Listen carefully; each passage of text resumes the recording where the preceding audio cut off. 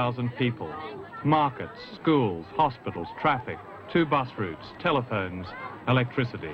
The postal service has been reopened and a currency has been reintroduced. There is uncoerced labour, freedom of movement and freedom of worship. And there are weddings by the score, and a football team, and a jazz band. The city has a supply of fresh water again, thanks to British money and the work of a British engineer. A pharmaceuticals factory is opened, which means that ready-made drugs such as penicillin need not be imported. Some of the raw materials used to get this factory working were purchased by the 2 French doctors who were here with us last year, with money given by the viewers of Year Zero.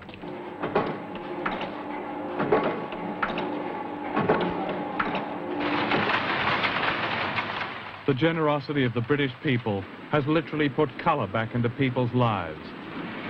With the money sent to us by viewers following last year's report, Oxfam were able to reopen this textile factory, and this meant that people could shed the hated black uniforms which the Khmer Rouge had forced them to wear.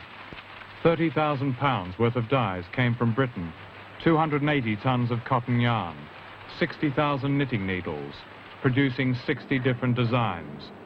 When we passed your money to the relief agencies last year, we insisted that it went to actual projects, and this is but one of them. More than 300 people are employed in this textile factory, most of them widows who have lost almost all their immediate families. These are people who ask for nothing, and what has been given them is not foreign aid with strings, nor charity with dependents, but something which has complemented their remarkable resilience.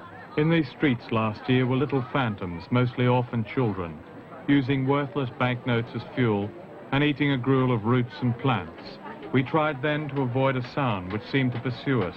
It was the sound of children in great distress, of which no description is appropriate. Now that has gone. The streets are bustling. There is no starvation. Last year at this hospital at Kampong Spur, disease and starvation were rampant. Doctors Vino and Folazu were with us then and have returned with us. We are very surprised by the very low rate of severe malnutrition. Very low rate of severe malnutrition. When we were all in this hospital last year, there was malnutrition everywhere, extreme starvation. Of course. We had got, I wouldn't say 100, but tens of beds with children. We were like skeleton, you remember? And we don't see this anymore. In last May, there were many and many cases of plague on anthrax. In August, I had not seen